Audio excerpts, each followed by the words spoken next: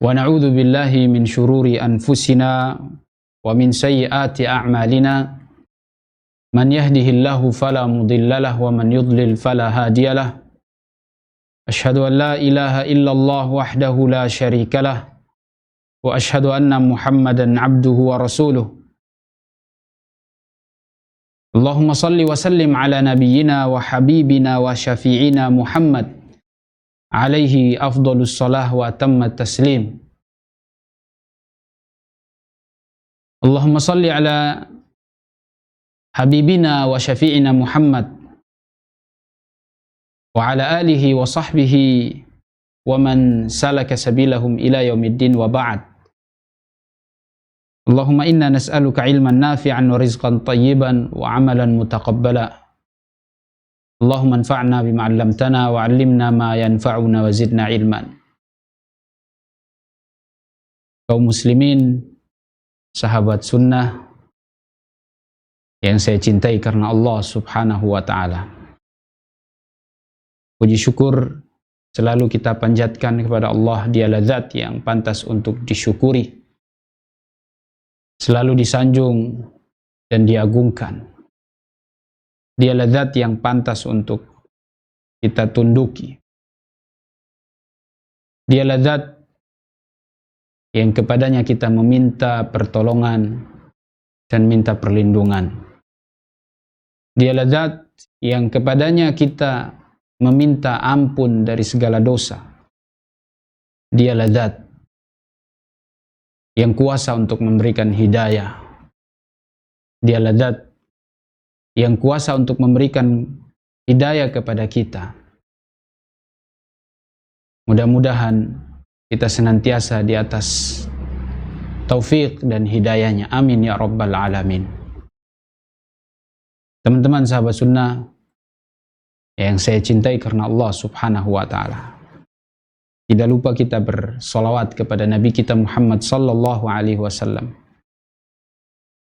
keluarganya dan sahabat-sahabat beliau radhiyallahu anhum ajma'in. Alhamdulillah, pada kesempatan sore hari ini atau siang menjelang sore, kita kembali untuk melanjutkan kajian rutin yang kita adakan di setiap bulan di minggu ke-5 atau minggu ke-4 di akhir bulan, membahas tentang biografi para ulama, perjalanan mulia orang-orang yang Allah Subhanahu wa ta'ala angkat derajat mereka, generasi-generasi terbaik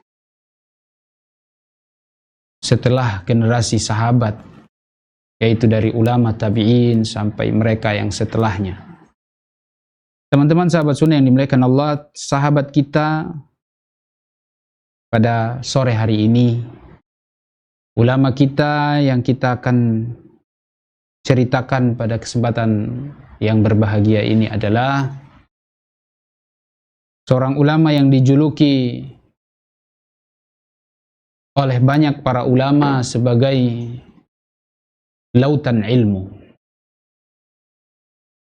sebagaimana yang dikatakan oleh Al-Imam Waqi' bahwa beliau adalah bahran, dia adalah lautan. Lautan apa? Lautan kebaikan, lautan ilmu. Beliau bernama Sufyan ibnu Sa'id ibni Masruq ibnu Rafi' ibni Abdullah ibni Mauhibah ibnu Abdullah ibni Munqid ibni Nasr ibni Al-Harith ibni Tha'labah ibni Amir ibni Malkan ibni Thawr ibni Abdi Manah ibni Ad ibni Tabikh ibni Ilyas. Ibni Ilyas, dan ini bertemu dengan nasabnya Rasulullah sallallahu alaihi wasallam, yaitu Ilyas. Beliau adalah berdarah Arab,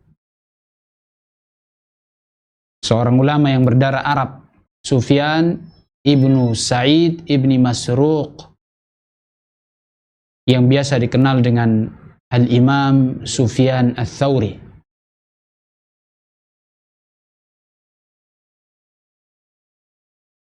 Beliau dinisbatkan kepada, atau Imam Ats-Tsauri ini dinisbatkan kepada nasab beliau, yaitu Tsaur ibni Abdi Manah Ats-Tsauri. Ini salah satu moyangnya beliau, Ats-Tsauri. Nisbahnya kepada beliau, Tsaur ibni Manah. Beliau lahir di kota Basrah. Beliau lahir di kota Basrah, atau tepatnya di daerah Kufah, ya. Lahir pada tahun 97 Hijriah. Dan bapak beliau seorang muhaddis juga, Sa'id ibni Masruq. Bapak beliau juga seorang muhaddis, Sa'id ibni Masruq Ats-Tsauri, merupakan teman dekatnya Imam Asy-Sya'bi, yaitu Amir Asy-Sya'bi, yang sudah kita bahas tentang beliau ini. Juga termasuk sahabat dekat Khaythamah ibni Abdurrahman, yang merupakan thiqatnya para ulama Kufah. Dia, Al-Imam Ibn Sufyan Ats-Tsauri, berada di tingkat sigharut tabi'in. Ya. Wa idaduhu fi sigharit tabi'in, dia termasuk generasi tabi'in junior. Afwan, bapaknya beliau adalah murid dari sahabat, dan dia adalah generasi tabi'in yang junior. Adapun Al-Imam Ats-Tsauri rawalahul jama'ah sitta fi dawawinihim. Kata para ulama, beliau termasuk perawi yang banyak ulama hadis meriwayatkan darinya. Kalau dihitung tentang muridnya, banyak sekali, ratusan muridnya. Demikian juga guru beliau, termasuk banyak sekali guru-guru beliau. Anaknya beliau sendiri meriwayatkan darinya. Ulama-ulama besar, muhaddis, ulama-ulama besar muhaddis juga meriwayatkan dari beliau.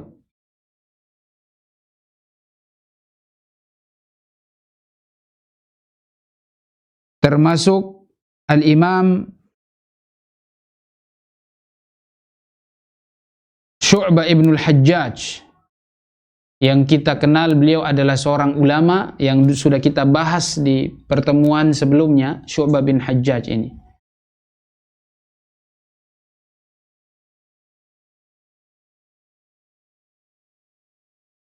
Beliau, Al-Imam Sufyan Ats-Tsauri, dilahirkan di kota Kufah, atau di desa atau daerah Kufah, di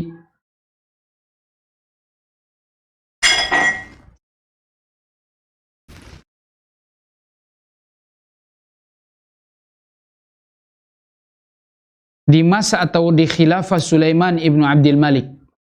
Di masa atau khilafah Sulaiman ibnu Abdul Malik. Dan Al-Imam Sufyan Ats-Tsauri keluar dari kota Kufah di tahun 155, dan dia tidak kembali lagi. Beliau keluar dari kota Kufah dan beliau tidak keluar lagi, dia tidak balik lagi ke kota Kufah.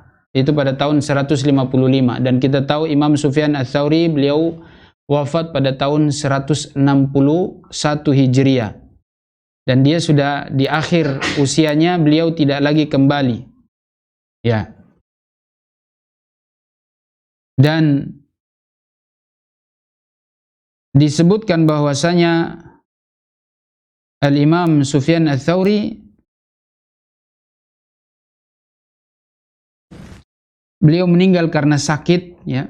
Beliau meninggal karena sakit.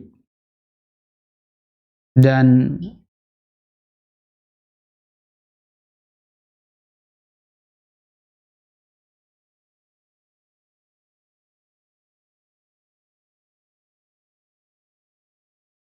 ya, meninggal karena sakit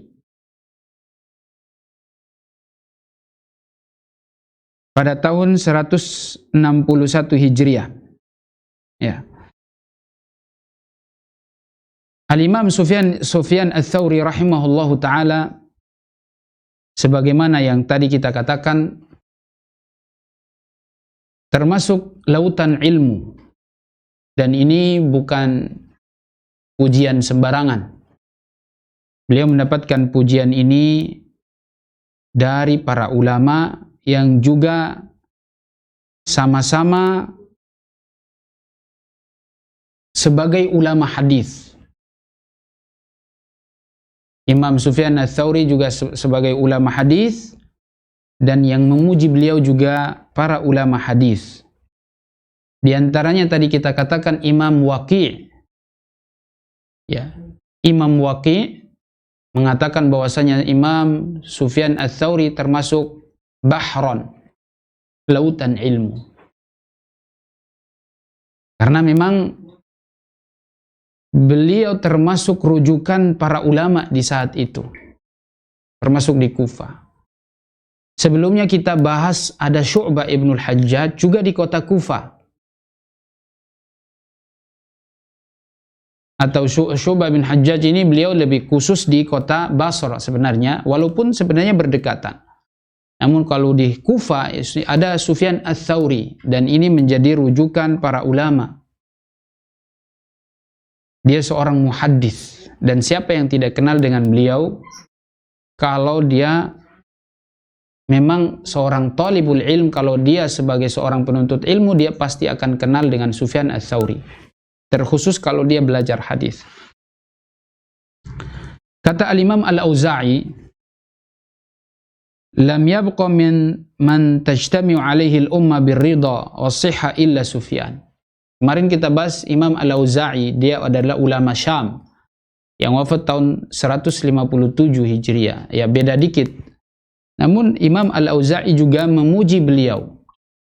Beliau mengatakan sudah tidak tersisa lagi di muka bumi ini seorang ulama yang kepadanya umat berkumpul. Mereka percaya, mereka ridho dengan ilmunya. Mereka ridho dengan ilmunya.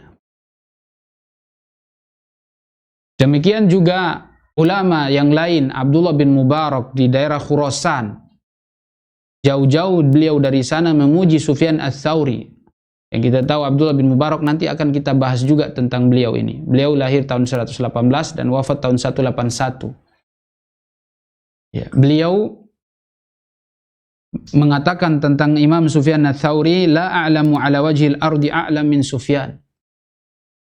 Tidak ada lagi yang saya tahu di muka bumi ini yang paling berilmu dari Sufyan Ats-Tsauri rahimahullahu taala. Ini pujian yang luar biasa.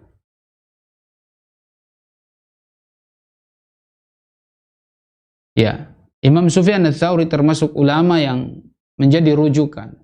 Sampai ulama-ulama besar dan ulama-ulama hadis memuji beliau yang hidup semasa dengan beliau. Dan kita tahu ulama-ulama yang memuji beliau pun ulama yang hebat, ya. Yang juga merupakan rujukan para ulama. Tapi mereka juga memuji, di antara mereka saling melontarkan pujian. Subhanallah, itulah para ulama, ya, kehidupan mereka. Biasa. Padahal biasanya tidak bisa dipungkiri bahwa yang namanya manusia, walaupun dia ulama, pasti ada sedikit kedengkian, ada hasad, ada persaingan di situ. Tapi ternyata dari hati orang-orang mulia, para ulama yang memang benar-benar hatinya bersih, tidak ada sedikit pun kedengkian di antara mereka. Justru yang ada, yang nampak dari mereka adalah pujian. Dan menurut saya, apa yang mereka lakukan, yakni saling memuji ini, adalah sebenarnya upaya untuk menghilangkan kedengkian dan hasad dari diri-diri mereka. Ini merupakan upaya usaha untuk menghilangkan kedengkian dari diri-diri mereka. Maka kita pun demikian. Kalau di antara kita ada sedikit kedengkian atau ada dikit hasad di dalam diri kita, iri yang membuat kita benci dengan orang itu, maka hendaklah kita berusaha untuk memuji dia. Puji dia supaya kita hilangkan penyakit hati dari diri kita. Ini adalah nasihat para ulama. Bagaimana caranya kita menghilangkan iri dengan teman kita yang seperjuangan di dalam satu perjalanan. Ya, seperjuangan di dalam dakwah, seperjuangan di dalam menuntut ilmu. Ketika ada persaingan, coba kita puji. Ya, kita puji. Apalagi ketika pembicaraan tentang teman kita di kalangan sahabat-sahabat yang lain, maka usahakan ketika misalnya kita berkomentar tentang dia, pujilah agar tidak ada penyakit hati. Kemudian murid beliau lagi, yaitu Sufyan ibnu Uyainah. Sufyan ibnu Uyainah yang meninggal tahun 198 atau 197, muridnya Imam Sufyan Ats-Tsauri, beliau mengatakan, "Ma ra'aitu ahadan afdal min Sufyan." Ini di akhir kehidupan beliau. Sufyan Ats-Tsauri tinggal di Mekah. Maka Sufyan ibnu Uyainah ini juga tinggal di Mekah. Beliau mengatakan, saya tidak melihat yang paling afdal daripada Sufyan Ats-Tsauri. Wala ara Sufyan misla nafsihi. Tidak ada orang yang serupa dengan dia di dalam ilmu, maksudnya yang paling afdol, yang paling utama di dalam keilmuan. Bahkan Yahya bin Sa'id, ya, Yahya bin Sa'id meriwayatkan, kata dia, an Sufyan wa Syu'bah qala laisa al-amru bil muhabat, bahwasanya kata beliau, kita bukan basa-basi, ya. Kata beliau, bukan basa-basi. Kata Yahya bin Sa'id Al-Qattan, bukan basa-basi. Walau kana al-amru bil muhabat laqaddamna Syu'bah an Sufyan ala Sufyan litaqaddumihi.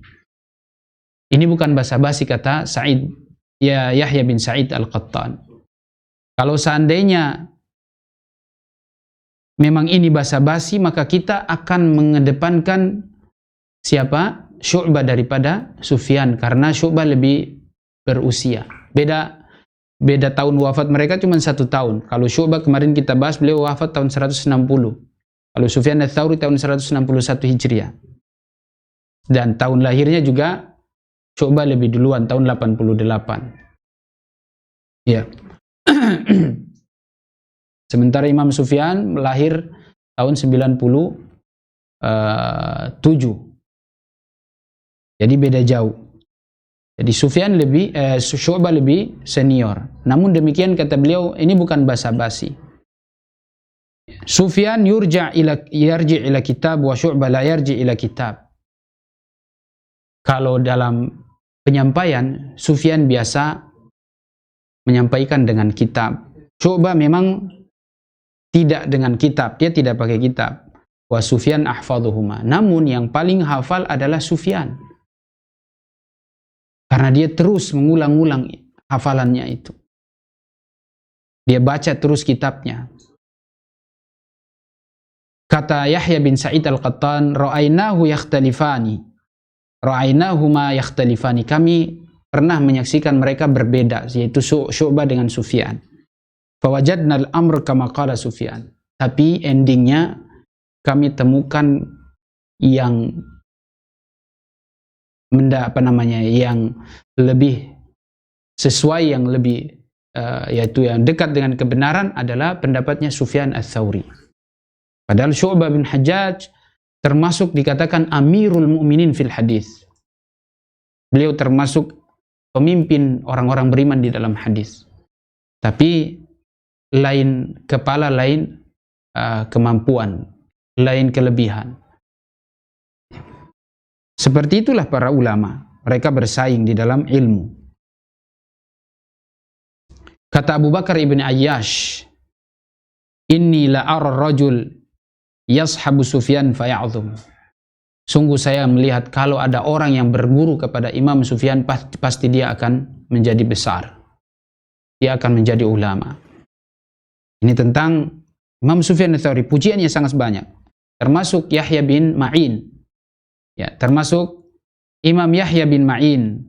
Dia mengatakan, ma khalafa ahadun Sufyan fi syai'in illa kana al-qawlu qawlu Sufyan. Tidaklah seseorang menyelisihi Imam Sufyan ats-Tsauri kecuali pasti kebenaran itu berada pada ucapan Sufyan. Karena penguasaan dia tentang ilmu. Bahkan dikatakan ahsanu isnadil Kufa Sufyan an Mansur an Ibrahim an Alqamah an Abdillah. Sanad terbaik di kota Kufa untuk orang Kufa, sanad yang paling terbaik, paling sahih itu adalah kalau sanadnya tersusun. Kalau sanad hadis, ya, kita bicara sanad hadis, ya, ada banyak ulama yang meriwayatkan hadis. Tapi kalau bicara sanad yang paling sahih itu kalau di kota Kufa khususnya adalah sanadnya Sufyan. Sufyan dari Mansur, dari Ibrahim, ya, Ibrahim An-Nakhai, dari Alqamah An-Nakhai, an Abdillah, ya, an Abdillah ibni Mas'ud Al-Kufi radhiyallahu anhu. Jadi sanad terkuat di Kufa itu adalah sanad dari Sufyan ats-Tsauri, dari Mansur, dari Ibrahim An-Nakhai, Ibrahim ibn Yazid, Alqamah An-Nakhai, kemudian dari Abdullah bin Mas'ud radhiyallahu anhu. Ya. Ini adalah bicara sanad sahih terkuat di kota Kufa. Sebagaimana kalau di Mekah, sebagaimana kalau di Madinah juga demikian.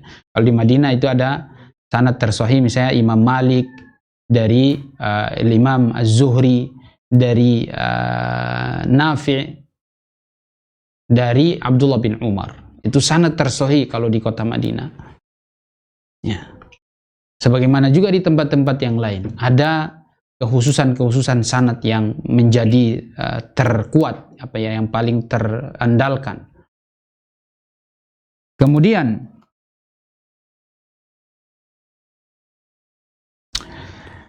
ada juga komentar, ya. Jadi Syu'bah wa qala Syu'bah wa Sufyan ibn Uyainah wa Abu Asim An-Nabil wa Yahya ibn Ma'in wa ghairu wahid min al-ulama Sufyan Amirul Mu'minin fil hadis.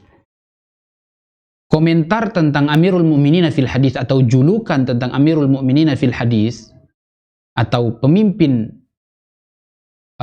ulama hadis itu adalah Sufyan ats-Tsauri. Ini dikomentari juga atau diberikan pujian itu atau julukan itu oleh Syu'bah sendiri, Syu'bah bin Hajjaj, Sufyan ibn Uyainah, kemudian Yahya bin Ma'in, dan ulama-ulama hadis yang lain yang memberikan komentar kepada Sufyan ats-Tsauri. Itu luar biasa. Kemudian juga banyak pujiannya, luar biasa, ini sangat banyak sekali. Ya. Ada juga yang mengatakan, termasuk Yahya Abdurrahman bin Mahdi mengatakan, Ro'a Abu Ishaq As-Sabi'i Sufyan ats-Tsauri muqbilan faqala wa atainahu al-hukma sabiyya. Ya. Abdurrahman bin Mahdi mengatakan Abu Ishaq As-Sabi'i pernah melihat Sufyan ats-Tsauri masih muda sekali ketika masih kecil, dia mengatakan wa atainahul hukma sabiyya. Sungguh telah kami berikan hikmah atau hukum kepada Sufyan Ats-Tsauri ketika dia masih sobi, bayi. Ketika dia masih sobi, ya, masih balita.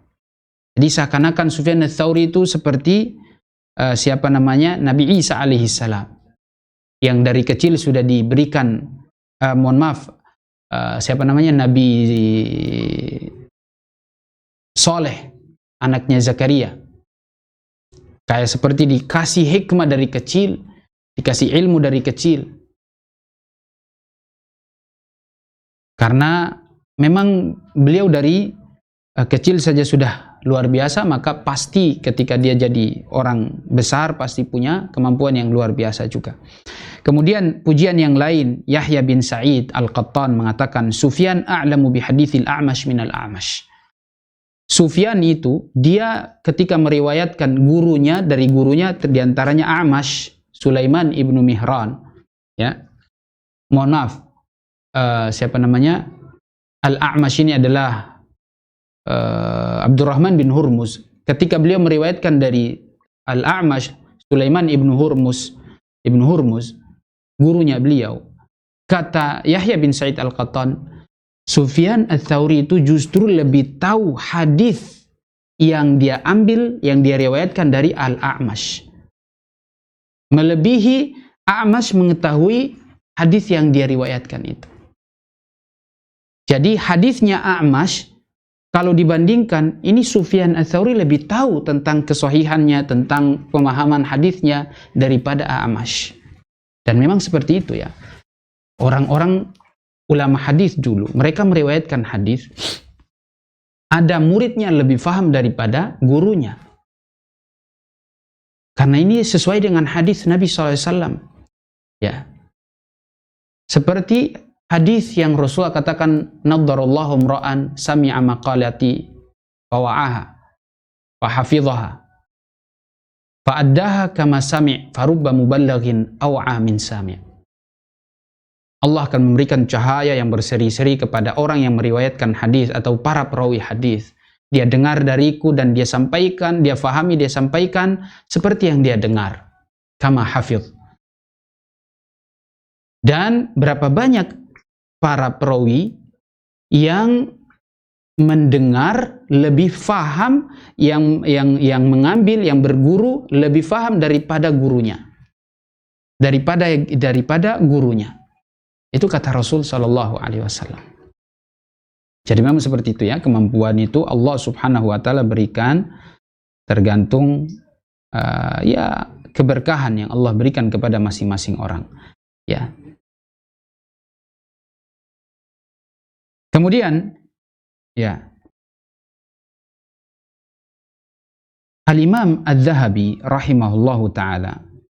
Ya, Al-Imam Adz-Dzahabi rahimahullahu ta'ala dalam kitab Syiar A'lamin Nubala memberikan komentar tentang Imam Sufyan Ats-Tsauri.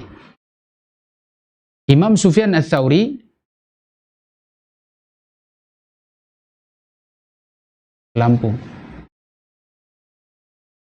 Imam Sufyan Ats-Tsauri, beliau ini walaupun dia dikatakan ulama yang hebat, namun dia memiliki kekurangan. Kekurangannya di mana? Yaitu dia meriwayatkan hadis kadang-kadang masih pakai tadlis. Ya, dia masih pakai tadlis. Tapi tadlis beliau adalah masih sebatas tadlis syuyukh. Ada sedikit kekurangan di sini. Dan tadlis syuyukh ini masih diterima oleh para ulama. Bahkan kalau tadlis syuyukh ini misalnya masih sejalan dengan riwayat ulama hadis yang lain, maka jelas lebih kuat. Walaupun tentunya tadlis itu sebenarnya tidak boleh ya. Tadlis itu definisinya adalah an yarwiyar rawi amman sami'a minhu ma lam yasma'hu minhu. Yaitu dia meriwayatkan, seorang rawi, seorang muhaddits meriwayatkan sesuatu dari seorang rawi meriwayatkan dari gurunya sesuatu yang dia tidak dengar langsung dari gurunya, tapi pakai perantara. Jadi si A berguru kepada si B. Dia biasa berguru, dia meriwayatkan dari si B. Tapi si A ini suatu ketika dia meriwayatkan suatu hadis yang dia tidak langsung dengar dari gurunya ini, dari si B.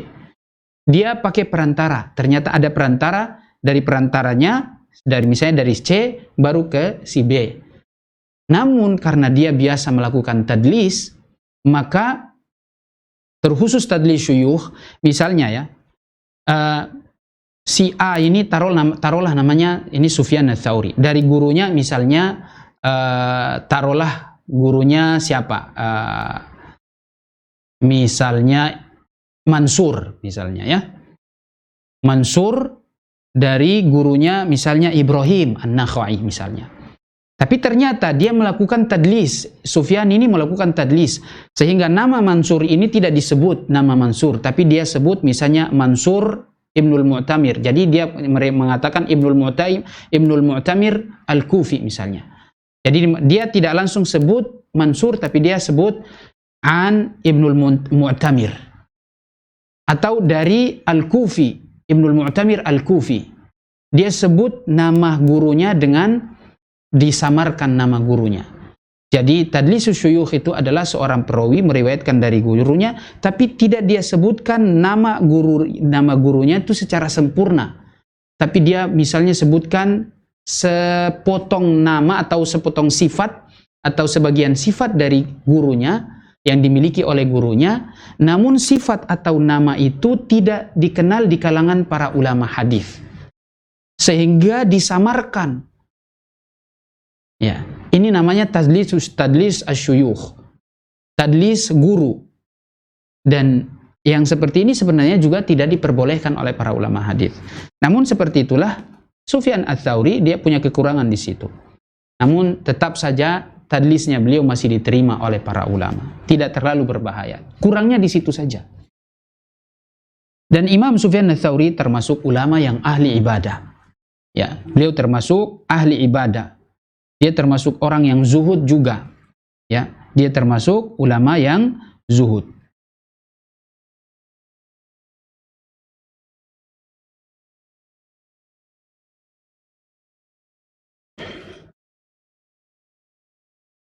Imam Sufyan ats-Tsauri dikatakan bahwasanya kalau beliau dilihat tentang kezuhudannya, ya, beliau termasuk ulama yang zuhud. Namun beliau pernah menyampaikan tentang definisi zuhud. Ya, dia termasuk ulama yang zuhud. Namun dia juga telah menyampaikan apa itu zuhud. Beliau mengatakan laisa zuhdu bi aklil ghalidh wa laisa al-khash bi lubsil khashin. Zuhud itu bukan berarti kita makan yang keras-keras, nggak makan yang lembut-lembut, yang enak-enak.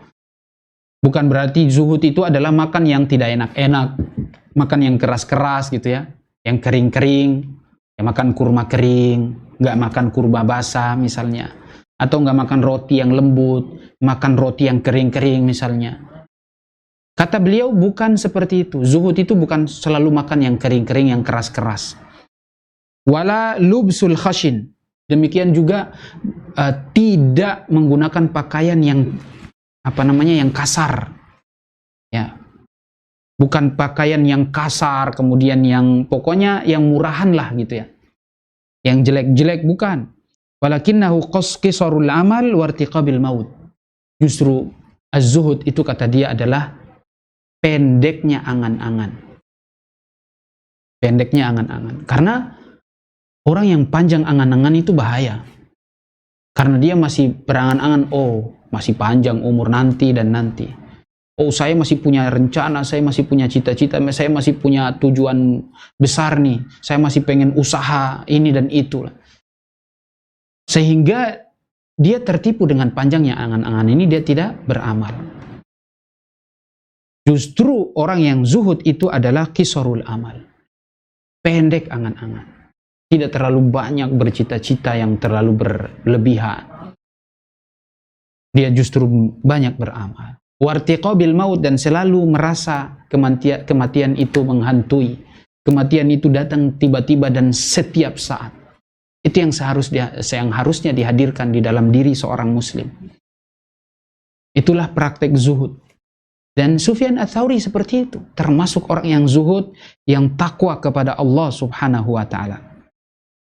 Ya.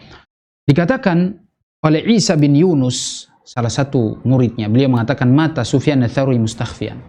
Sufyan Ats-Tsauri itu meninggal dalam keadaan bersembunyi. Qad ja'ala qamisahu kharitah qad mala'aha kutuban. Ya. Dia telah bajunya dia itu dia tulis-tulis banyak tulisan di bajunya. Dia jadikan gamisnya itu seperti peta. Ya. Ya, dia jadikan gamisnya itu seperti peta, nulis-nulis, dia gambar-gambar. Qad mala'aha kutuban. Dia tulis dengan tulisan wallahu a'lam, tulisan apa. Palingan hadis mungkin dia tulis. Ya. Beliau pernah berwasiat kepada Syu'aib bin Harb. Kata dia, "Ya Aba Saleh, ihfadh anni thalatha." Wahai Abu Saleh, kepada muridnya dia wasiatkan, hafalkan dariku 3 perkara. Idza ihtajta ila syas'in fala tas'al. Kalau kau butuh tali sendal, jangan pernah minta-minta kepada orang. Ya. Wa in ihtajta ila milhin fala tas'al. Fala tas'al. Dan kalaupun engkau butuh garam, jangan kau minta kepada orang. Wa'lam annal khubz alladhi ta'kuluhu bimilhi ajin.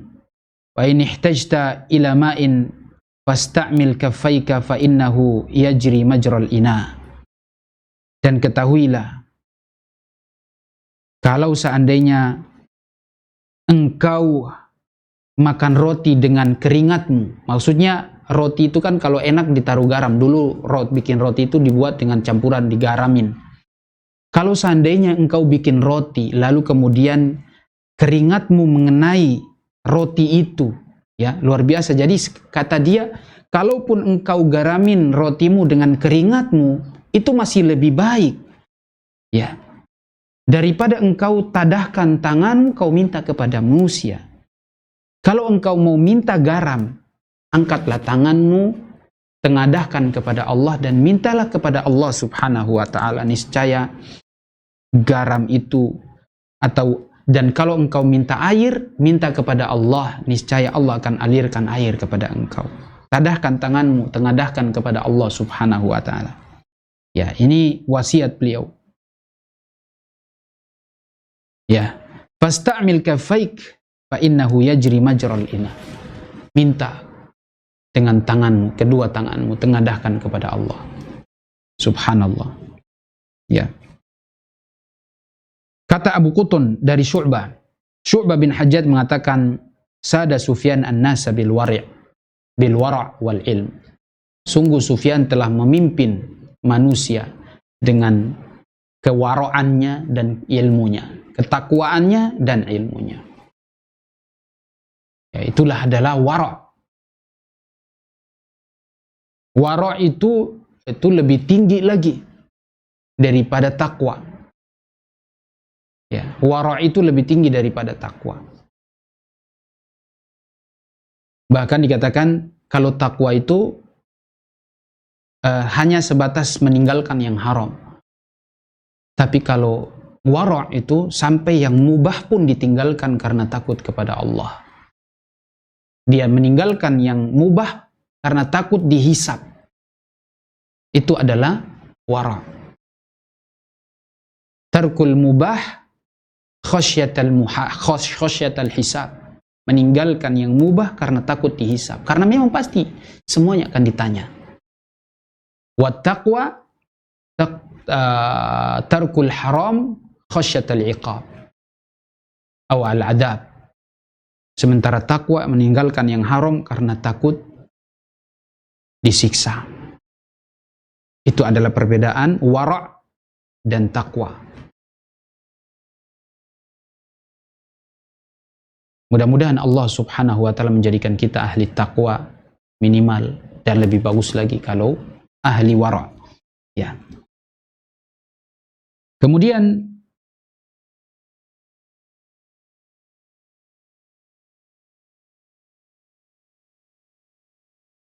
Qutaibah bin Sa'id mengatakan, laula Sufyan lamatal wara.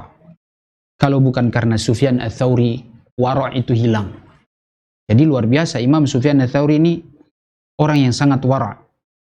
Beliau mengatakan, ya, Sufyan Ats-Tsauri pernah mengatakan, alaika bizuhdi yubassirukallahu auratid dunya.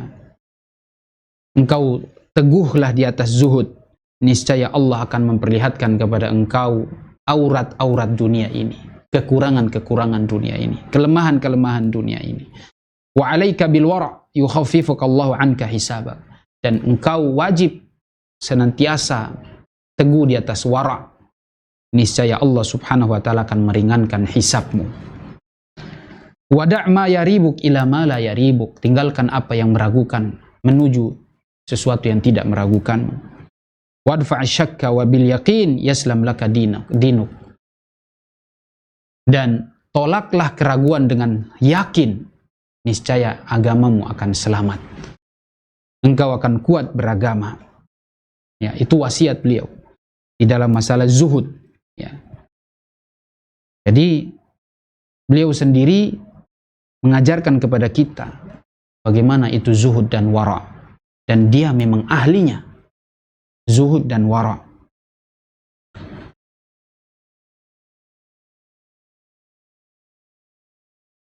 Kemudian bagaimana kita lihat Imam Sufyan Ats-Tsauri, ibadah beliau.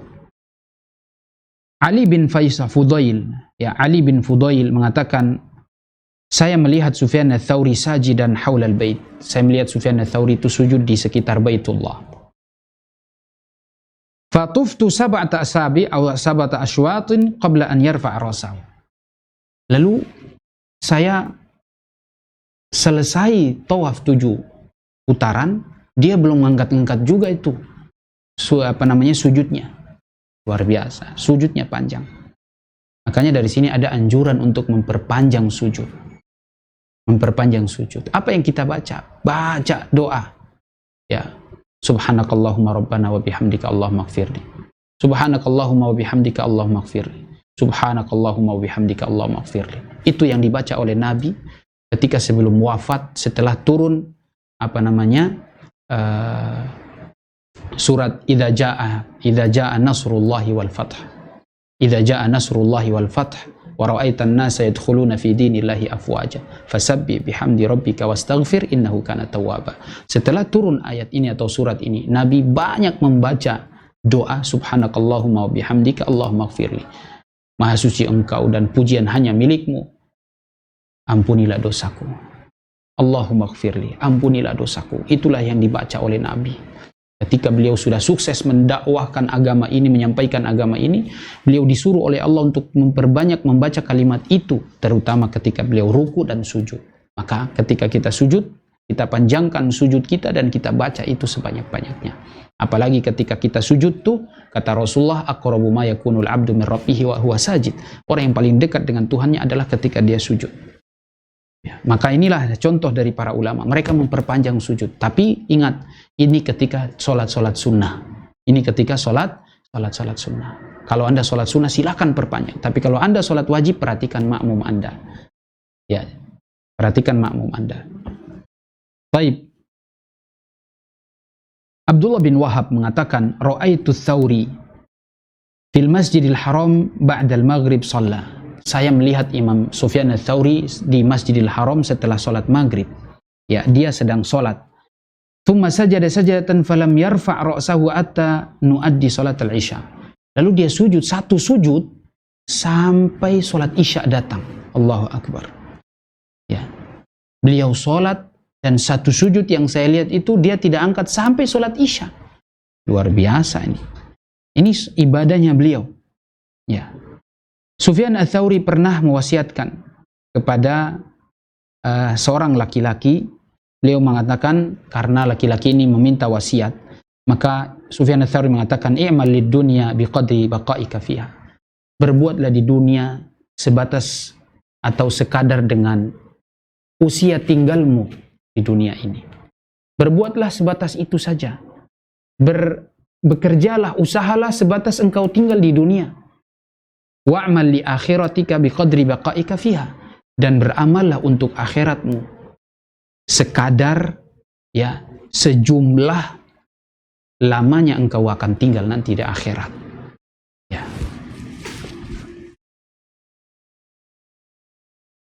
Ini adalah pesan yang luar biasa. Bagaimana kita menyikapi dunia? Jangan terlalu berlebihan. Berbuatlah untuk dunia kita sebatasnya. Seperti usia kita tinggal di situ, itu saja. Jangan kita bekerja yang kita punya angan-angan terlalu panjang seakan-akan kita mau hidup 1000 tahun. Bekal kita kayak seakan-akan kita mau hidup 1000 tahun.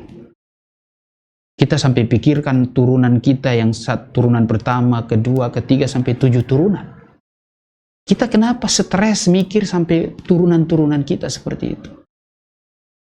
Insya Allah, kalau mereka nanti ditakdirkan kita punya keturunan, mereka sudah dijamin rezekinya oleh Allah Subhanahu wa Ta'ala. Yang penting, jangan kau lupa engkau didik turunanmu, anakmu. Engkau didik, engkau ajarkan mereka agama supaya mereka kuat. Itu yang paling terpenting. Bukan engkau bekali mereka dengan harta. Jika agama mereka, akidah mereka tidak kuat, maka itu percuma. Tanamkan kepada mereka tentang akidah anak-anak yang benar. Agama yang engkau kuatkan untuk mereka. Jadi, berpikirlah untuk akhirat dan siapkanlah bekalmu untuk akhirat. Engkau pikirkanlah bahwa engkau akan tinggal di akhirat nanti selama-lamanya. Kalau bukan neraka, ya surga. Jika engkau di neraka, na'udzubillah, semoga dijauhkan dari situ. Dan jika engkau di surga, tentu perjalanan atau kehidupan di surga itu selama-lamanya. Kalau engkau tinggal di sana, sudah selama-lamanya.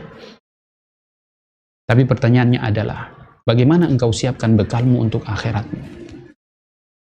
Wal akhiratu khairul laka minal ula. Akhirat itu lebih baik daripada dunia. Akhirat itu lebih baik daripada dunia. Ya.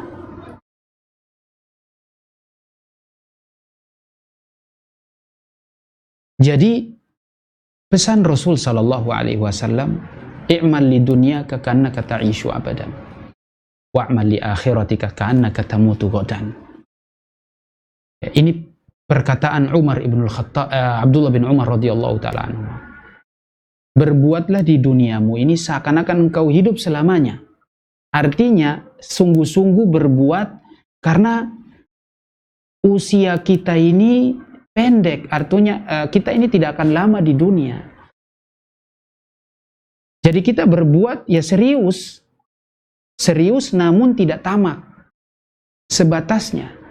Wa'mal li akhiratika ka'annaka tamutu ghadan. Kalau mencari dunia khusus hanya sekedar saja untuk hidup di dunia.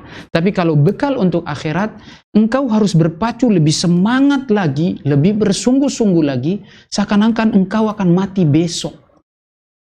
Jadi ibadah itu engkau jadikan benar-benar berkualitas. Hari itu engkau lakukan ibadah itu berkualitas, betul. Karena engkau akan mati besok.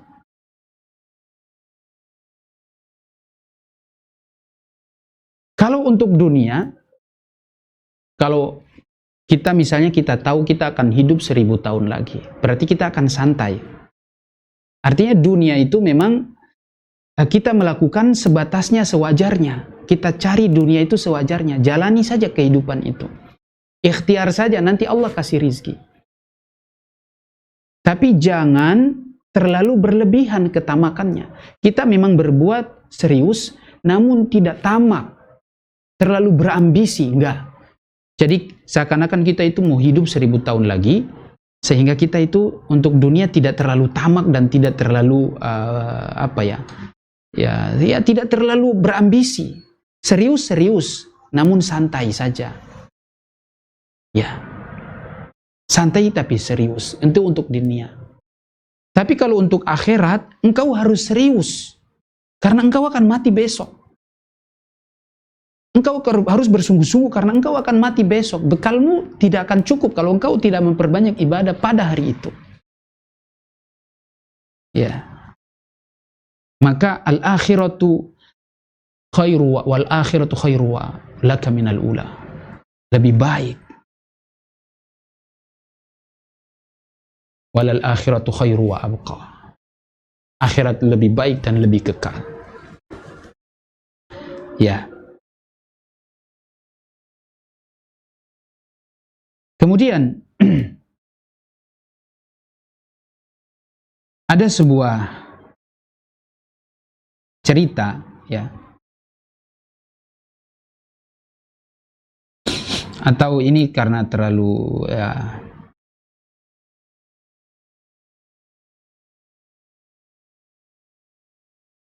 ya, satu wasiat yang beliau katakan kepada kita ini mudah-mudahan kita bisa ambil nih.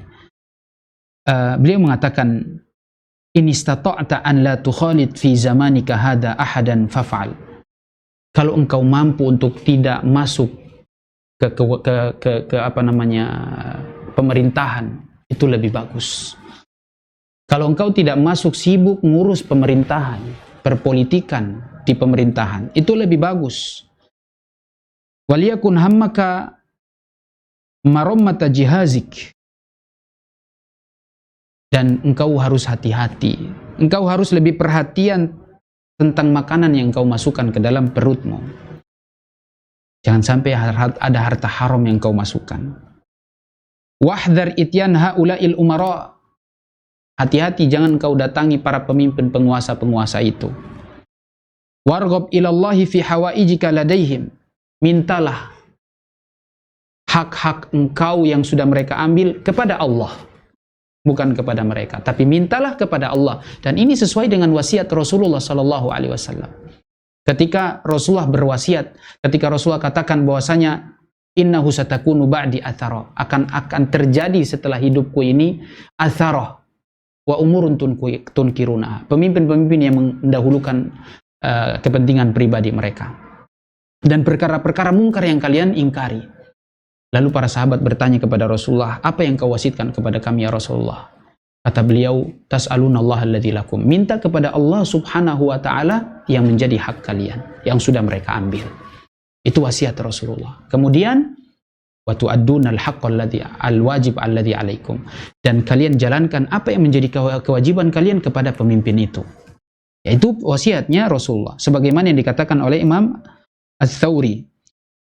Kalau jangan dekat-dekat mereka, minta kepada Allah yang menjadi hak kalian. Wafza' ilaihi fima yanwik au yanubuk. Ya. Dan kalau seandainya ada kesulitan di dalam hidupmu, mengadulah kepada Allah. Adukanlah kepada Allah Subhanahu wa taala. Sampaikan kepada Allah hajat-hajatmu. Ya. Was'alillah, wasta'in billah. Minta tolong kepada Allah. Itu wasiat Rasulullah. Wa 'alaika bil istighna'i an jami'in nas. Dan jangan pernah engkau merasa cukup dari manusia. Maksudnya kau tetap butuh pada manusia. Ya. Engkau harus bersama mereka. Warfa' hawaijaka ila man la ta'zumul hawaij indahu. Angkatlah hajat-hajatmu kepada Allah Subhanahu wa taala. Yang insya Allah semua hajatmu akan menjadi ringan, menjadi mudah ketika engkau angkat kepadanya. Fa wallahi ma a'lamul yauma bil kufa ahadan afza' alaihi bi qardi 'asharati darahim aqradani. Ya. Itu adalah pesannya Al-Imam Al-Auza'i kepada seorang lelaki ketika dia meminta wasiat. Ya, lalu wasiat itu disampaikan oleh Imam Sufyan Ats-Tsauri. Kemudian Atha Al-Khaffaf mengatakan, "Ma laqitu Sufyan Ats-Tsauri illa baqiyan." Bagaimana ibadahnya Sufyan Ats-Tsauri? Kata beliau, saya tidak bertemu dengan Sufyan Ats-Tsauri kecuali selalu dalam keadaan menangis. Faqultu ma sya'nuk? Apa urusan atau apa perkaramu? Ada apa denganmu? Qala akhafu an akuna fi ummil kitabi syaqiyan. Saya takut kalau saya sudah dicatat di Ummul Lauhil Mahfuz, saya termasuk orang yang celaka. Itu yang saya khawatirkan, subhanallah. Kekhawatiran yang membuat dia semakin dekat dan takut kepada Allah subhanahu wa ta'ala. selalu menangis. Ini luar biasa. Ya. Kemudian juga Abdurrahman bin Mahdi mengatakan, "Bata Sufyan indi faja'ala yabki." Sufyan Ats-Tsauri pernah menginap di rumah Abdurrahman bin Mahdi. Lalu dia bilang, Abdurrahman bin Mahdi mengatakan, Sufyan Ats-Tsauri selama di rumah saya dia selalu menangis. Faqila lahu lidzunubi indi ahwanu min dha warfa' syai' minal ardi ila anni inni akhafu an uslabal imani qabla an amut. Kata Sufyan Ats-Tsauri ketika ditanya, ada apa? Kata beliau, saya khawatir gara-gara dosa saya ini, saya khawatir sebelum saya mati, saya takut kalau iman saya hilang dari diri ini, dari hati ini. Saya khawatir saya meninggal bukan di atas keimanan karena dosa-dosa yang mungkin saya lakukan. Atau dosa-dosa yang saya lakukan inilah yang saya khawatirkan, jangan sampai iman itu dicabut dari diriku sebelum aku mati. Allahu Akbar. Ya, inilah Imam Sufyan Ats-Tsauri rahimahullahu taala.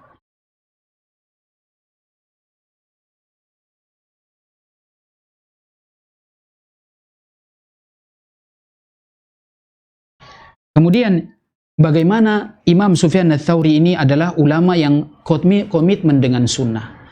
Imam Sufyan Ats-Tsauri termasuk imam ahli sunnah wal jamaah karena beliau termasuk orang yang komitmen dengan sunnah.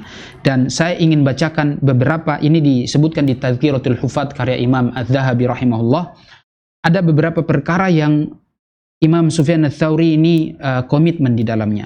Beliau pernah menulis sebuah surat, ya. Beliau bersurat kepada salah seorang sahabatnya. Beliau mengatakan, Al-Qur'anu kalamullah. Yang disampaikan bahwasanya dia tulis Bismillahirrahmanirrahim, lalu dia tulis Al-Qur'an kalamullah. Ini akidah. Al-Qur'an adalah kalam Allah, khairu makhluk minhu bada' wa ilaihi ya'ud. Bukan makhluk. Ya. Dia adalah kalamullah. Wa man qala ghairu hadza fahuwa kafir. Siapa yang mengucapkan selain itu dia kafir. Wal imanu qaulun wa amalun wa niyyah wa yazidu wa yanqus. Dan iman itu adalah ucapan, perbuatan, dan niyyah dalam hati. Yazidu wa yanqus, bertambah dan berkurang. Itu adalah definisi iman. Makanya iman itu didefinisikan oleh para ulama adalah ucapan dengan lisan, diyakini dengan hati, kemudian diamalkan dengan perbuatan, bertambah dan berkurang. Maka kalau keluar dari ini, maka dia bukan iman. Kemudian wataqaddamu syaikhaini, dan orang yang sahabat yang paling utama adalah Abu Bakar, kemudian Umar. Ya Syuaib, la yanfa'u kama katabtu hatta taral masha 'alal khuffain. Kata beliau, wahai sahabatku Syuaib, sesungguhnya apa yang saya tulis ini tidak akan bermanfaat untuk kau sampai engkau berpendapat bahwa ada sunnah mengusap di atas khuf. Ini sampai disebutkan bagian dari sunnah, bagian dari akidah. Karena ada sebagian tidak mengakui, tidak menerima adanya mengusap di atas khuf. Ya, ada tata caranya ya tentunya. Ini saya cuma sebutkan poin-poin akidah dan sunnah yang diamalkan oleh Sufyan Ats-Tsauri, yang diwasiatkan oleh beliau. Wa hatta tara anna ikhfa bismillahirrahmanirrahim afdal minal jahri bihi.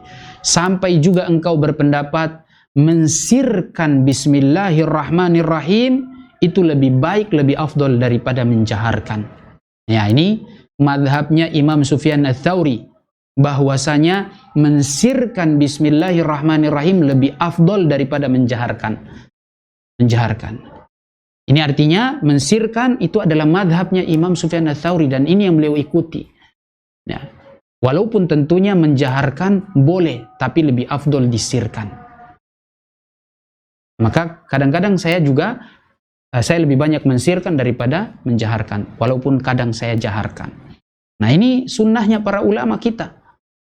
Nah, ini ajarannya mereka. Wa hatta tu'minu bil qadar, sampai juga engkau beriman kepada takdir. Wa hatta taras salata khalfa kulli birrin wa fajir.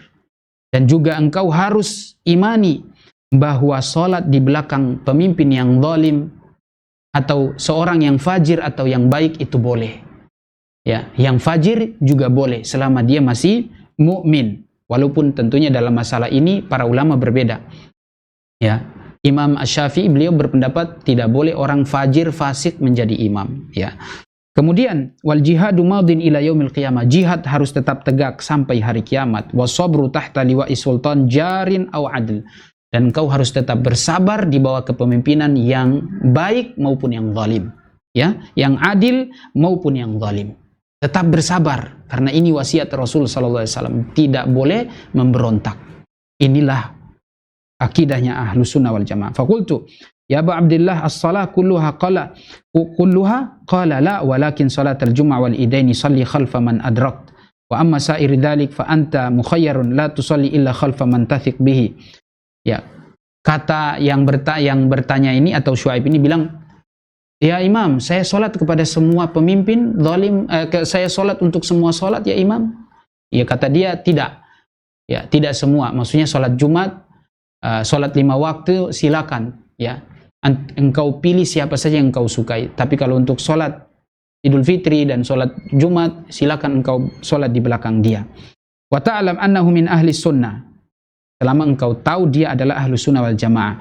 Fa walaupun dia zalim ya, walaupun dia zalim. Fa idza waqafta baina yadayillahi wa sa'alaka an hadha faqul ya Rabb haddatsani bi hadza Sufyan ibn Sa'id Ats-Tsauri.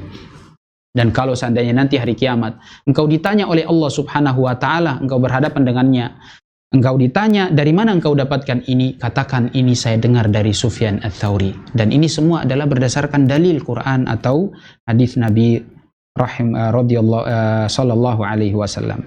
Dan Imam Sufyan Ats-Tsauri pernah diuji untuk menjadi penasehat di istana, ya. Menjadi penasehat di istana. Di zaman beliau ketika itu Imam Khalifah Al-Mahdi menjadi khalifah. Lalu Khalifah Al-Mahdi ini pernah mengatakan kepada Sufyan Ats-Tsauri, wahai Imam Sufyan, ini saya punya cincin. Kau pegang ini sebagai upah, ya. Sebagai upah, cincinnya cincin emas. Mohon maaf, cincin emas, ya. Khatami fa'mal fi hada. Mohon maaf, disebutkan cincin saja tapi tidak disebutkan emas atau kayaknya perak, ya. Saya punya cincin ini, tapi tolong saya engkau bersedia untuk menjadi penasehat di istana. Lalu Imam Sufyan Ats-Tsauri ketakutan dan dia tidak mau. Dia pergi. Dia lari. Dia pergi dan dia lari. Ditawarkan untuk menjadi penasehat istana, tapi beliau pergi, beliau lari. Dan seperti itulah, seperti yang tadi sudah dikatakan oleh Imam Sufyan Ats-Tsauri, lebih baik kita pergi tidak dekat-dekat kepada pemerintahan, kekuasaan, ya. Itu lebih selamat. Karena Imam Sufyan Ats-Tsauri pernah mengatakan, inni akhsha ma'rufahu fa'ara munkarahum fala ara munkarahum munkaran. Saya khawatir ketika mereka sudah berbuat baik kepada saya, lalu saya tidak melihat kemungkaran mereka sebagai kemungkaran. Itu yang saya khawatirkan. Jangan sampai karena mereka sudah berbuat baik kepada saya, itu kata beliau, ara ma'rufahum fala ara munkarahum munkaran. Saya khawatir ketika mereka sudah berbuat baik kepada saya, mereka kasih kepada saya gaji, kehidupan kepada saya, fasilitas kepada saya, sehingga saya tidak berani untuk mengatakan yang mungkar sebagai kemungkaran. Padahal saya tahu apa yang mereka lakukan itu mungkar, tapi saya tidak mengatakan kemungkaran. Maka saya khawatir hal itu menjadi sebuah fitnah besar, melemahkan iman saya, maka saya tidak menerima. Saya pergi. Dia pergi, dia lari. Sampai Al-Mahdi itu pernah nyuruh pengawalnya untuk mencari beliau. Sampai kalau ditemukan Imam Sufyan Ats-Tsauri akan dikasih imbalan. Dia lari dari Kufa, dia keluar pergi ke kota Basra.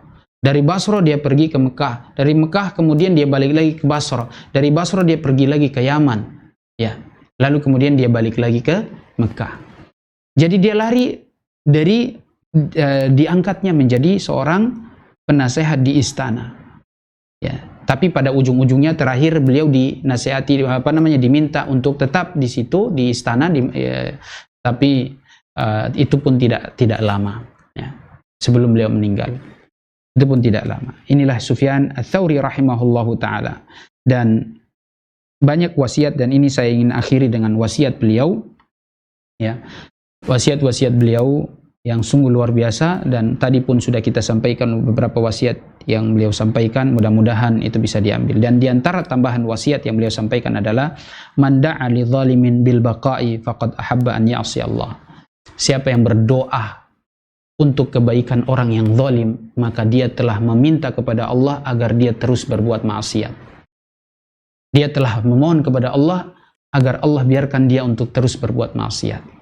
Kalau ada orang yang mendoakan orang zalim untuk mendapatkan kebaikan, untuk kemaslahatan kebaikan pada dia, maka itu bisa jadi dia telah berdoa kepada Allah untuk terus dia berbuat maksiat. Maksudnya kezaliman yang dia buat lalu kita bilang, oh nggak apa-apa. Ya, misalnya kayak gitu. Oh, ini sama dengan dia berdoa kepada Allah bahwa ya Allah biarkan dia terus berbuat maksiat. Nah, ini bahaya, nggak boleh. Ya, harusnya kita berdoa supaya dia dapat hidayah, dibimbing oleh Allah Subhanahu wa taala. Beliau juga mengatakan, taqarrabu ilallahi bi bughdi ahli al-ma'asi. Dekatkanlah dirimu kepada Allah dengan membenci para pelaku maksiat. Waltamisu ridwanahu bittaba'ud minhum. Dan carilah ridho Allah Subhanahu wa taala dengan menjauhi mereka. Ya, dengan menjauhi mereka. Ini wasiat yang luar biasa. Ya, makanya kita memang kalau berteman, kita cari teman-teman yang memang bagus, jauhi yang tidak baik. Duduk sama mereka orang yang baik. Kalau orang-orang buruk, jauhilah mereka. Kita cari keridhaan di situ. Ini sebuah ibadah, ini sebuah ketaatan. Menjauhi orang-orang buruk itu adalah sebuah kebaikan. Kata beliau, taqarrabu ilallahi bi bughdi ahli al-ma'asi. Ya, bencilah orang-orang pelaku maksiat ini karena kemaksiatannya, dan ini adalah merupakan bentuk ketaatan. Engkau mendekatkan diri kepada Allah dengan cara begitu. Ya. Kemudian qalu faman tujalis atau faman nujalis. Kalau begitu siapa yang harus kita jadikan teman untuk teman duduk? Qala man tudzakirukum billahi ru'yatah. Kalian berteman dengan orang-orang yang selalu mengingatkan kalian kepada Allah Subhanahu wa taala. Ya. Wa yuraghibukum fil akhirah amalahu. Dan selalu mengingatkan kalian dan memotivasi kalian untuk melakukan amal sebagai bekal akhirat kalian. Wa yazidu bi ilmikum mantiqah. Dan duduklah dengan orang-orang yang bisa menambah ilmu kalian. Ya, yang bisa menambah ilmu kalian. Ini adalah wasiat yang luar biasa. Makanya di sini penting sekali kita berteman dengan teman-teman yang soleh, supaya kebaikan itu selalu kita dapatkan. Kalau bukan ilmu yang kita dapatkan, kita termotivasi untuk beramal soleh, ya, dan kita terjauhkan dari dosa. Tapi kalau teman yang justru di situ membicarakan tentang maksiat dan dosa atau berbuat dosa, ya jangan di situ. Itu merusak diri kita, menghancurkan hidup kita. Mungkin kita cari teman yang kalau boleh yang suka menasihati dan mengingatkan kita. Teman yang setia, teman yang baik adalah yang mengingatkan kita untuk jangan sampai melakukan keburukan, dosa, menegur kita, memperbaiki kita, meluruskan kita ketika kita salah. Ya. Kata Umar bin Khattab, ya, fa'ainuni in ata'tullaha fikum. Tolong saya kalau saya berbuat kebaikan. Wa qawwimuni in asa'tu. Dan luruskan saya kalau saya berbuat keburukan. Saya berbuat dosa, luruskan saya. Ini yang ucapan Abu Bakar. Abu Bakar As-Siddiq radhiyallahu anhu, manusia mulia. Itu pun dia tidak merasa dia lebih baik. Walaupun tentu dia adalah orang yang terbaik. Tapi kata beliau luar biasa, ya. Kalau kalian temukan aku berbuat kebaikan, tolong saya, dukung saya di situ. Tapi kalau kalian melihat saya berbuat dosa, luruskan, tegur saya, ya, nasihati saya. Ini luar biasa. Lalu, ya tadi wasiat beliau kepada salah seorang sahabatnya, kata beliau, ya Abu Abdullah, inna inna alayya ayalan qala li an taj'al fi unuqika mikhlatan fatas'alu 'ala al-abwabi khairun min an tadkhula fi syai'in min amri haula. Kata al-Imam Sufyan ats-Tsauri ketika dia dimintai nasihat oleh seseorang atau sahabatnya untuk cari penghidupan atau cari penghasilan, kata beliau, masih lebih baik engkau bawa suatu tempat kotak kayak begitu untuk minta-minta di depan orang, di depan rumah orang, itu masih lebih baik daripada engkau pergi mendekat kepada para penguasa, kepada di istana, di kerajaan. Itu lebih buruk ya, ini buruk sekali kata dia. Memang benar, minta-minta itu buruk, tapi masih lebih buruk lagi kalau engkau dekat-dekat dengan istana. Ya, makanya ada wasiat para ulama, man aroda an yukrima dinahu falyabta'id anis sultan. Barang siapa yang ingin memuliakan agamanya, maka hendaklah dia menjauh dari kerajaan, dari istana, dari kekuasaan. Ini wasiat yang luar biasa.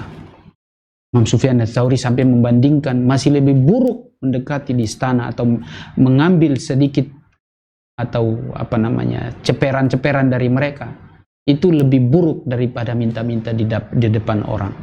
Padahal minta-minta ini sesuatu keburukan juga, ini dosa. Minta-minta di depan orang kalau sampai ini sudah menjadi kebiasaan, ini dosa.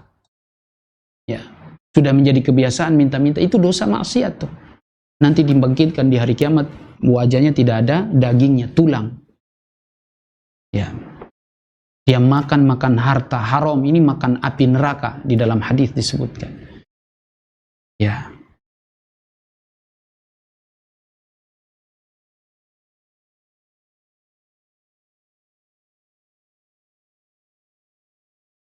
Baik, sampai sekian dulu insyaallah apa yang kita sampaikan. Insyaallah mudah-mudahan bermanfaat apa yang kita sampaikan ini, ya. Sahabat kita, ulama kita, orang mulia kita adalah Sufyan ats-Tsauri rahimahullah ta'ala, yang wafat tahun 95 Hijriah, ya, 95 Hijriah dan wafat tahun 161 Hijriah.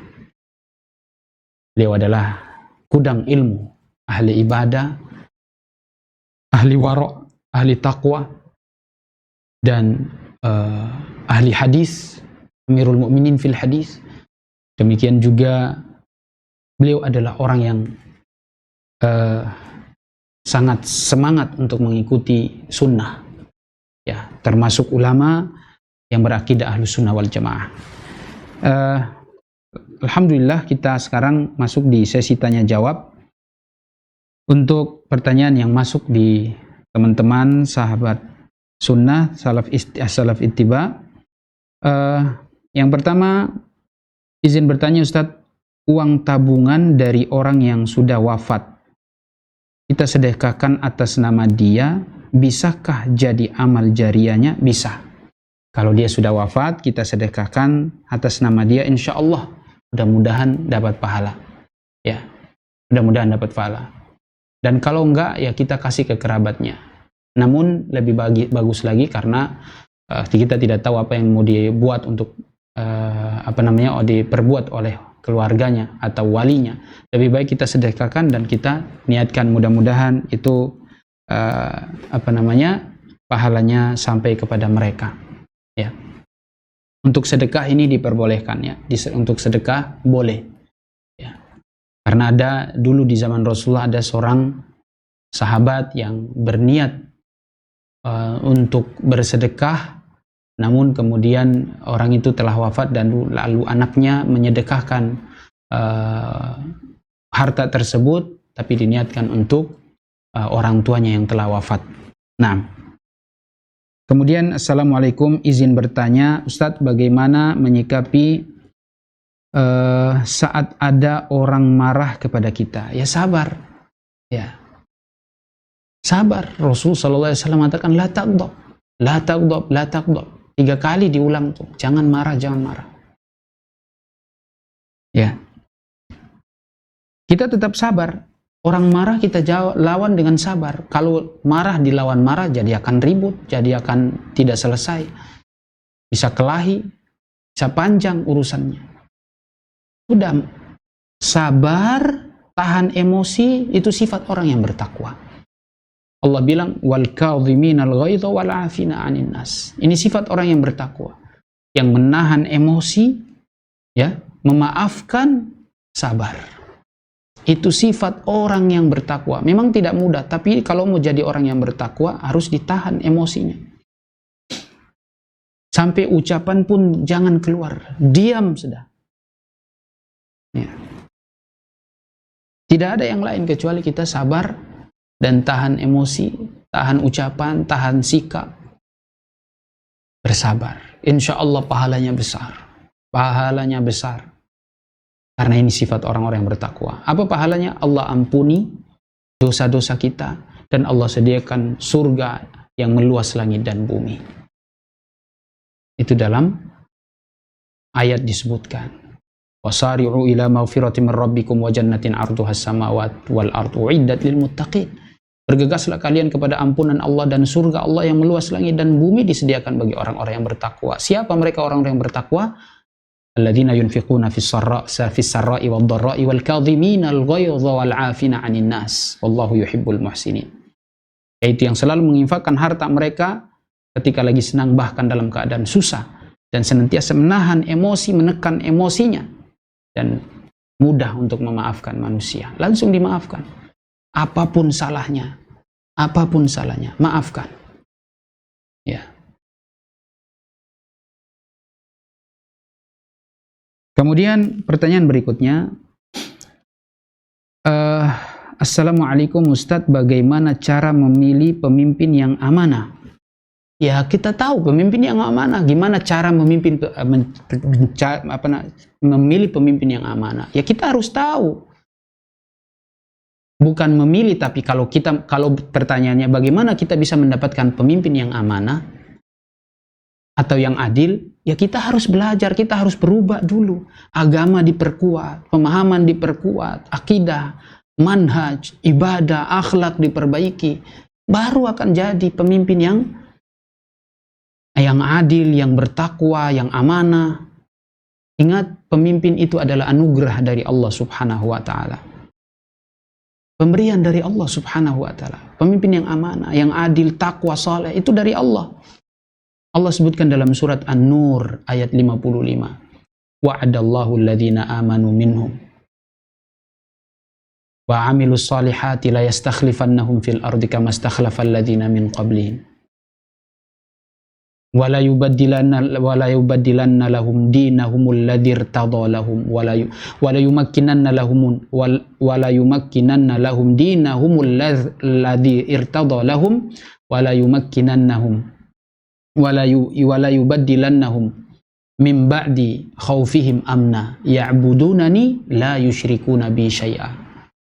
Kata Allah menjanjikan kepada orang-orang yang beriman dan beramal soleh. Ingat, beriman dan beramal soleh. Siapa? Khalifah di muka bumi ini, sebagaimana dulu umat-umat terdahulu dikasih khalifah, pemimpin, dan akan menguatkan agama mereka, akan Allah kokohkan agama mereka, dan akan menghilangkan ketakutan-ketakutan dalam diri mereka, diganti dengan rasa aman, ketenangan. Apa syaratnya? Ya'budunani la yusyrikuna bi syai'a. Hanya menyembah kepadaku, satu, dan yang kedua, tidak buat syirik. Tidak menyekutukan Allah. Ustaz, bagaimana supaya tidak menyekutukan Allah dan hanya menyembah Allah? Ya harus berilmu, belajar agama, kuatkan akidah, kuatkan pemahaman, perbaiki akhlak, tambah ibadah. Ya semuanya didasari dengan ilmu. Harus didasari dengan ilmu. Jadi kalau kita ingin mendapatkan pemimpin yang amanah, seperti itu. Yang adil, seperti itu. Tapi kalau bagaimana memilih pemimpin, ya kita harus tahu. bagaimana pemahamannya, bagaimana akidahnya, bagaimana ibadahnya, bagaimana akhlaknya, bagaimana kepribadiannya, bagaimana kepemimpinannya, supaya kita bisa praktekkan, supaya kita memilih pemimpin yang seperti ini.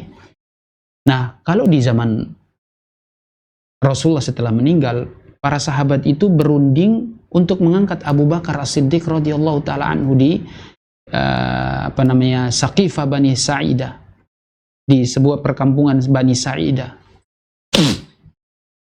Ya, mereka baiat Abu Bakar di sana.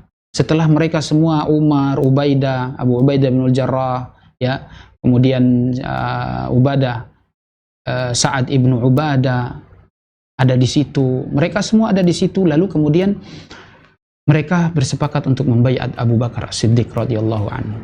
Ya, dengan cara musyawarah, yang walaupun sebenarnya Abu Bakar itu sudah berhak mendapatkan kepemimpinan setelah Rasul sallallahu alaihi wasallam, tapi mereka tahu bahwasanya Abu Bakar yang terbaik, maka mereka angkat beliau. Mereka sudah sepakat untuk mengangkat beliau.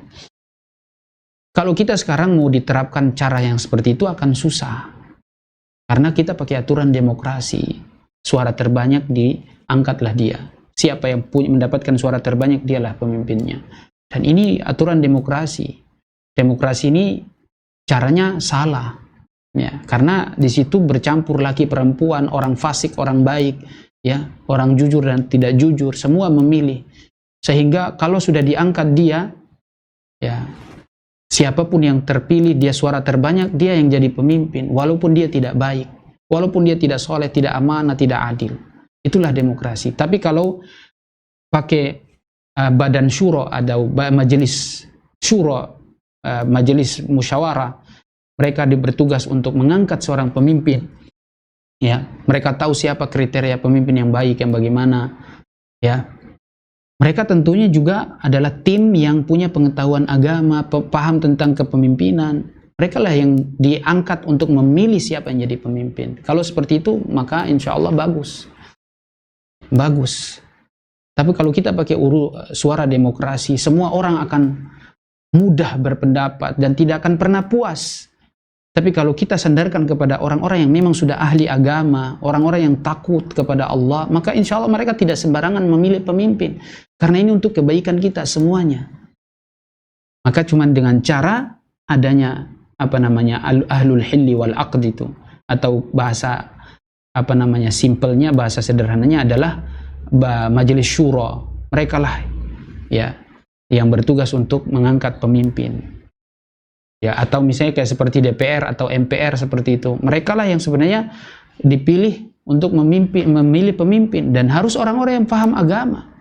Kalau tidak ada paham agama, maka ngawur semuanya nanti. Maka akan serampangan semuanya. Itu kalau kita mau bicara ideal. Ini kalau bicara ideal. Tapi kalau aturan kita sekarang adalah demokrasi dan macam-macamnya, ya sudah. Ikuti aja yang ada, dan kita bersabar. Mudah-mudahan Allah memperbaiki cara-cara kita untuk memilih pemimpin. Nah, wallahu a'lam bissawab. Kemudian, assalamualaikum Ustadz Afwan, bagaimana cara membimbing istri agar bisa sama memahami akidah salaf ini? Ya, yang pertama jangan lupa doakan. Yang pertama jangan lupa doakan. Doakan hidayah. Ya Allah, berikan hidayah kepada istri saya, ya Allah. Ya Allah, bukakan hatinya untuk menerima akidah salaf dan manhaj salaf ini, ya Allah. Ya, itu yang pertama, doa, minta kepada Allah. Anda bangun di tengah malam, sujud, tahajud, berdoa, angkat tanganmu kepada Allah. Insya Allah, Allah kabulkan doamu. Dan ingat, hidayah itu proses.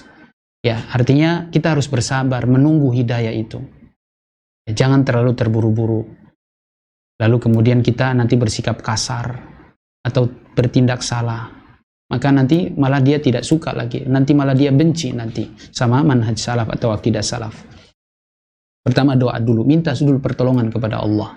Setelah itu, Anda berikhtiar untuk menasehati istri. Tentunya harus berilmu dulu. Anda belajar, ilmu sudah mantap, baru Anda nasihati. Kalau memang Anda belum bisa menasihati, coba belikan buku. Suruh baca. Kalau nggak biasa baca atau nggak suka baca, coba perdengarkan mungkin ceramah audio atau video misalnya. Itu sudah yang paling terbaik. Itu adalah cara yang paling bagus. Ya, kita tidak bisa mungkin diajak kajian nggak bisa, nggak mau, atau belum mau, maka kita dengan cara seperti itu kita dekati sambil kita ngobrol santai, ya, dari hati ke hati, lagi ngobrol berdua di kamar, ya, kita bicarakan masalah itu. Jangan pas lagi kerja, jangan pas lagi sibuk. Coba duduk berdua lalu kita bahas santai. Ya, mudah-mudahan Allah Subhanahu wa taala memberikan hidayah kepada pasangan Anda. Amin ya rabbal alamin. Kemudian assalamualaikum Ustaz, afwan mau bertanya seputar membaca Al-Fatihah ketika menjadi imam. Mana yang benar mengikuti sunnah Rasulullah? Apakah yang basmalahnya dibaca dengan lisan atau yang basmalahnya dibaca di hati baru ayat selanjutnya di lisan? Mohon penjelasannya. Dibaca dengan lisan tapi suaranya tidak dikeraskan. Ya, dibaca dengan lisan, bukan di hati, enggak, itu salah. Di lisan, dibaca sir. Baca tapi suaranya tidak terdengar ke orang lain. Sudah, cuma kita saja yang mendengarnya. Ya, seperti itu sunnah Rasul sallallahu alaihi wasallam. Di hadis yang sahih, ya, dari sahabat Anas bin Malik radhiyallahu anhu, bahwasanya Rasul sallallahu alaihi wasallam, Abu Bakar, Umar, ya, Utsman, mereka membaca kanu la yajharuna bi bismillah. Mereka dulu tidak menjaharkan bismillah. Tidak menjaharkan apa? Bismillahirrahmanirrahim. Ya. Itu hadisnya sahih. Lalu kemudian ada hadis yang khusus disebutkan tentang Rasulullah itu kalau baca Al-Fatihah beliau tidak menjaharkan bismillah, ya, karena Allah Subhanahu wa taala dalam hadis qudsi mengatakan bahwasanya ketika seorang hamba membaca Al-Fatihah, kalau dia mengucapkan alhamdulillahi rabbil alamin hamidani abdi, hambaku telah memujiku. Nah, Al-Fatihah Allah Subhanahu wa taala katakan dimulai dari alhamdulillahi rabbil alamin, sehingga bacaan bismillah itu bukan bagian dari Al-Fatihah. Dia ayat yang terpisah dari surat Al-Fatihah. Walaupun Imam Syafi'i berpendapat bismillahirrahmanirrahim bagian dari Al-Fatihah, makanya beliau membaca Al-Fatihah dijaharkan. Ya. Adapun ulama yang lain seperti Imam Ahmad berpendapat bahwa bismillahirrahmanirrahim bukan bagian dari Al-Fatihah. Jumhur berpendapat bukan bagian dari Al-Fatihah, tapi dia adalah salah satu ayat dari surat Al-Quran. Ya, dan dia dibaca, ya, artinya dibaca ketika kita membaca Al-Fatihah, tapi disirkan. Nah, kemudian Ustadz mohon nasihatnya bagaimana caranya menasihati seorang teman dengan tanpa menyakiti perasaan seorang teman. Ya, menasihati teman memang kita lihat momen, kondisi, ya, ketika lagi pas santai, ketika pas lagi enak, ya, kita menasihati teman, ya, tidak mungkin dengan tidak menggurui misalnya. Ya, nasihat itu kan tidak harus monoton, kita harus dengan lisan kita sampaikan. Mungkin bisa jadi dengan sindiran. Dengan sindiran kita misalnya perdengarkan sebuah nasihat, kita perdengarkan misalnya sebuah ceramah, ya, kita perdengarkan sebuah audio, atau misalnya kita share tulisan orang atau tulisan ustadz. Menasehati kan tidaklah harus dari kita, ya, mungkin dengan tulisan dari teman atau dari ustadz atau dari video, dari audio, ya, seperti itu, ya. Kita misalnya bilang kepada teman, Masya Allah, ini tulisan bagus nih, coba dibaca nih. Nambah-nambah ilmu, nambah-nambah pengetahuan. Ya, caranya seperti itu menasihati. Agar tidak menyindir mereka.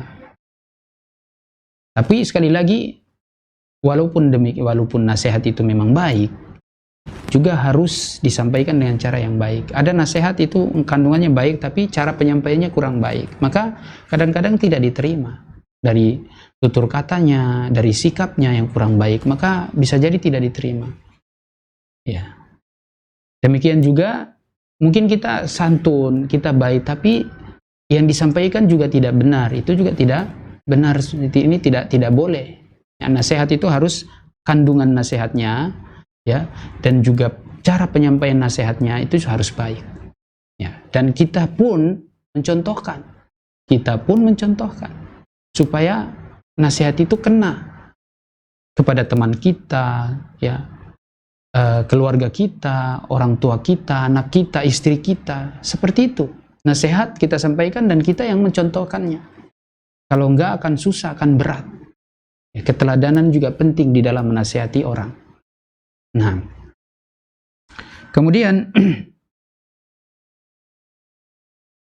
Afwan Ustadz, mohon penjelasannya secara garis besar bagaimana cara mempelajari agama ini sesuai dengan syariat Islam yang benar. Ya, yang pertama kita belajar akidah yang benar. Ya, akidah yang benar. Akidah ini ada bab-babnya. Kalau dalam pembahasan, kalau sudah masuk kepada buku, konsep buku, kita bahas buku akidah yang kecil. Ya, misalnya ada buku tentang 3 landasan utama, 3 landasan pokok yang wajib diketahui oleh seorang muslim. Mengenal Allah, mengenal Nabi, mengenal agama ini. Ya, mengenal Allah, mengenal Nabi, mengenal agama. Nah, kita harus kenal dengan Allah. Ini akidah. Kita harus kenal Nabi, ini akidah. Mengenal agama, ini adalah cakupan semuanya. Berarti Allah harus dikenali. Nah, di situ dirincikan. Kita kenal Allah dari sifat-sifatnya, nama-namanya yang indah, konsekuensinya dari nama-nama itu. Ini harus diperdalam. Kemudian Nabi, siapa sebenarnya seorang Nabi, sosok Nabi kita ini? Apa sih yang seharusnya kita ikuti dan kenapa harus kita ikuti? Itu semuanya harus kita pelajari. Ya, kemudian agama Islam ini. Agama Islam ini kita ambil sumbernya dari mana? Ya dari Al-Quran dan hadis. Penjelasan para sahabat. Prakteknya para sahabat. Itulah yang kita ambil dari mereka. Itulah Islam. Kemudian ulama tabi'in dan seterusnya. Ini kalau kita bicara sumber agamanya, pakai metode buku. Kembali kepada buku-buku akidah yang kecil.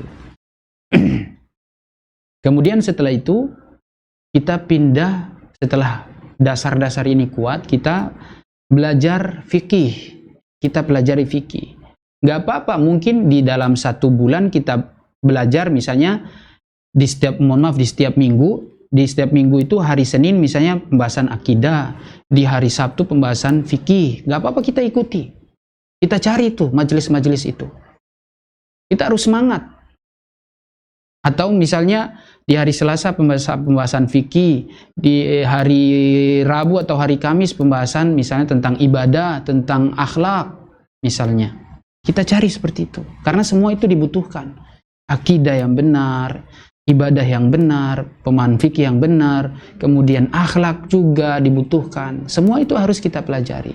Kalau kita baru sadar sekarang, kita baru tahu sekarang, maka kita harus mulai untuk merubah semuanya.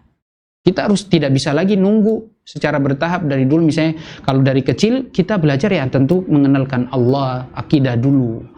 Ya, karena dia belum wajib ibadah, dia belum tahu sholat, belum wajib sholat, belum wajib puasa. Jadi yang penting kita kenalkan dulu tentang Allah, tanamkan dulu akidah tentang Allah. Kalau sudah kuat di situ, baru nanti kalau dia sudah besar, berjalan waktu, dia akan belajar misalnya sholat, wudu, puasa, dan yang lain-lainnya.